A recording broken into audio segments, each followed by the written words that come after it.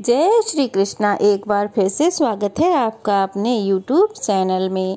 अग्नि पुराण में अनंत चतुर्दशी की महत्व का वर्णन किया गया है और यही वो दिन होता है जिस दिन गणपति बप्पा की विदाई की जाती है। तो अगर आप अनंत चतुर्दशी का व्रत ना रख पाए तो भी आपको अनंत चतुर्दशी के दिन भगवान विष्णु की पूजा करने के साथ ही व्रत की कथा भी जरूर पढ़नी या सुननी चाहिए। माना जाता है कि अनंत चतुर्दशी का व्रत सबसे पहले पांडवों द्वारा रखा गया था, जिसके बारे में एक कथा मिलती है।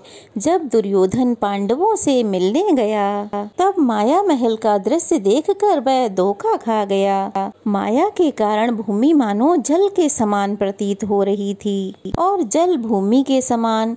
तब दुर्योधन ने भूमि को जल समझकर अपने वस्त्र ऊपर कर लिए और जल को भूमि समझकर वह तालाब में गिर गया। इस पर द्रौपदी ने उसका उपहास करते हुए कहा कि अंधे का पुत्र अंधा। दुर्योधन को बड़ा क्रोध आया। फिर इसी बात का बदला लेने के लिए दुर्योधन ने अपने मामा शकुनी के साथ मिलकर षड्यंत्र रचा और पांडवों को जुए में हरा करके पूरी भरी सभा में द्रौपदी का अपमान किया था। इस प्रकार पांडवों को 12 बरस का वनवास और 1 बरस का अज्ञातवास मिला। अपनी प्रतिज्ञा को पूरी करते हुए अनेक कष्ट सहते हुए पांडव वन में रह रहे थे। तब धर्मराज युधिष्ठिर ने अपने इस दुख को दूर करने के लिए भगवान श्री कृष्ण से उपाय पूछा। इस पर भगवान श्री कृष्ण युधिष्ठिर से कहते हैं कि जुआ खेलने के कारण लक्ष्मी तुमसे रूठ गई हैं। तुम अनंत चतुर्दशी के दिन भगवान विष्णु का व्रत रखो, तब तुम्हारा राज्यपाठ तुम्हें वापस मिल जाएगा।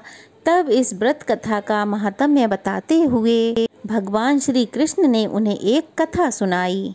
इस कथा के अनुसार बहुत समय पहले की बात है। एक तपस्वी ब्राह्मण था। उसका नाम सुमंत और उसकी पत्नी का नाम दीक्षा था। उनकी एक पुत्री थी जिसका नाम सुशीला था। सुशीला बहुत ही सुंदर और धर्मपरायण कन्या थी। जब सुशीला कुछ बड़ी हुई तो उसकी माँ की मृत्यु हो गई। तब ब्राह्मण ने करकसा नाम की एक स्त्री के साथ विवाह कर लिया।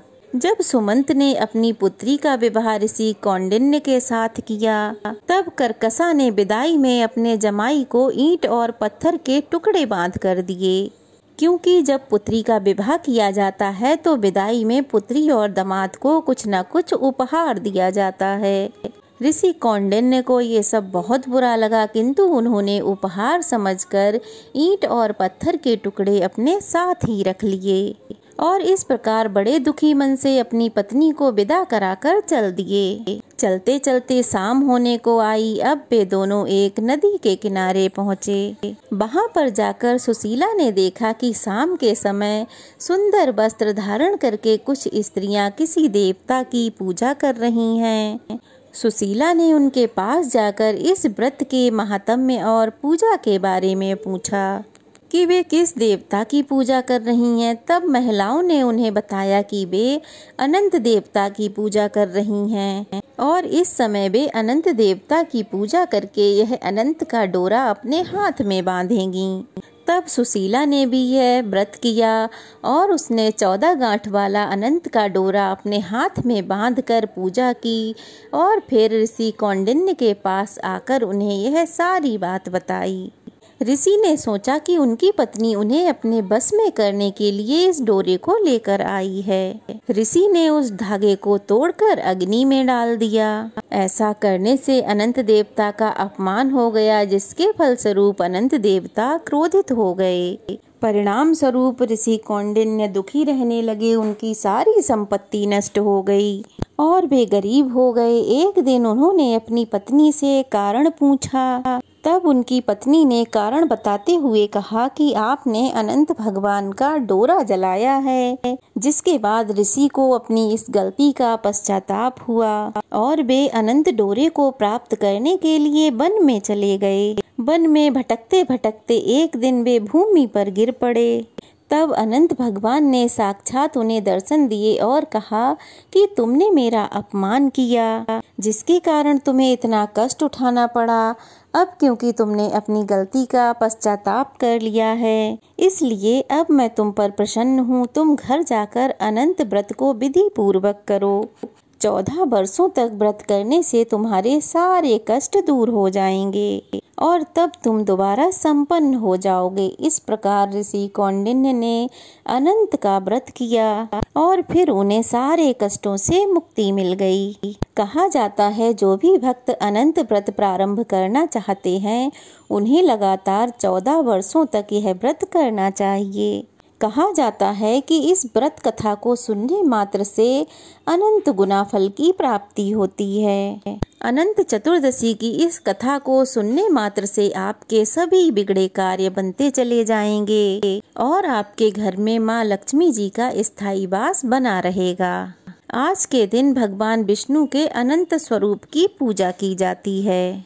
इस दिन 14 गांठें लगाकर एक धागा तैयार किया जाता है जिसे अनंत कहते हैं। फिर इसकी विशेष रूप से पूजा की जाती है और पूजा करने के बाद इसे अपने हाथ में बांध लिया जाता है। पूजा कैसे करनी है चलिए जान लेते हैं। सबसे पहले एक कलश स्थापित किया जाता है किसी चौकी पर या अपने घर के मंदिर में। फिर भगवान विष्णु की प्रतिमा स्थापित की जाती है। उसके बाद कच्चे सूत का डोरा लेकर फिर इसे कुमकुम, केसर और हल्दी से रंग कर अनंत सूत्र बनाया जाता है। इसमें 14 गांठें लगाई जाती हैं।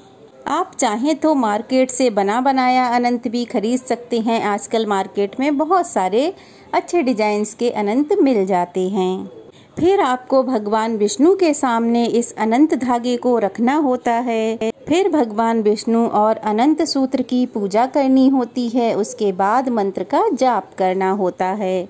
मंत्र इस प्रकार है: अनंत संसार महासमुद्रे मकरम संभ्युत्तर वासुदेव अनंत रूपे बिनुए जश्वा ज्ञान सूत्राय नमोस्तुते।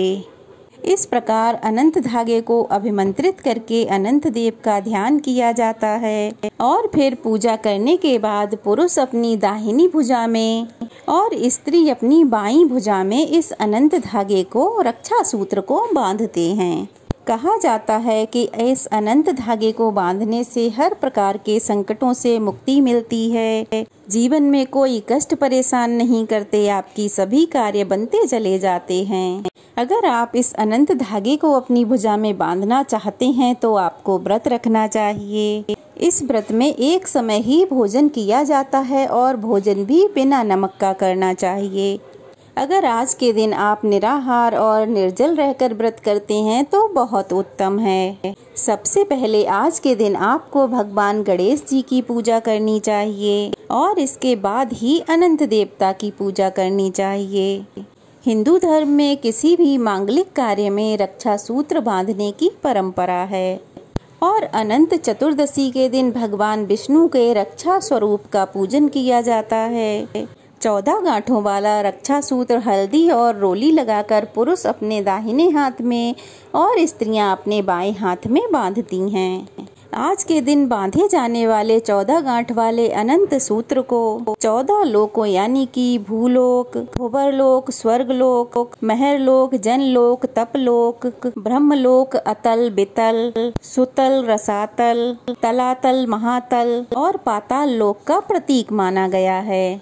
इसकी हर एक गांठ हर एक लोक का प्रतिनिधित्व करती है।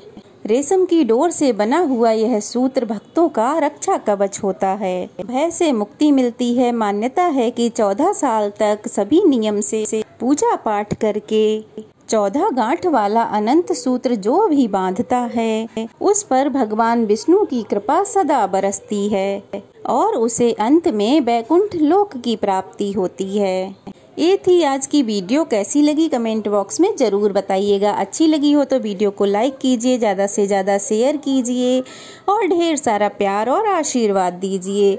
और अगर मेरे चैनल पर नए हैं तो प्लीज़ इसे जल्दी से सब्सक्राइब कर लीजिए। तो चलिए फिर मिलते हैं, तब तक के लिए भगवान विष्णु की कृपा सदा सर्वदा यूं ही आप सब पर बनी रहे। चलिए फिर मिलते हैं। जय श्री कृष्णा। एक बार फिर से आप सभी को अनंत चौदस की ढेर सारी शुभकामनाएं।